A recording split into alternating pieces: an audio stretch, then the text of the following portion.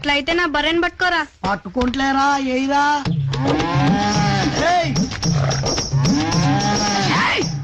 నీ తల్లి గా బర్రెని తిట్టగరా బాయ్, దాని సంగతి నీకు ఇంకా తెలియదు. అరే నేను హైదరాబాద్ నుంచి వచ్చిన నా సంగతి ఏదో తెలీదు.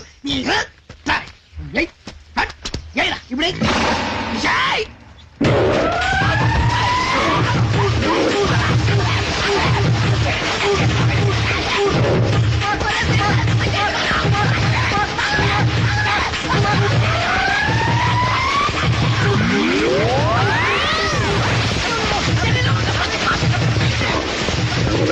వాడు ఏమంటాడు రా?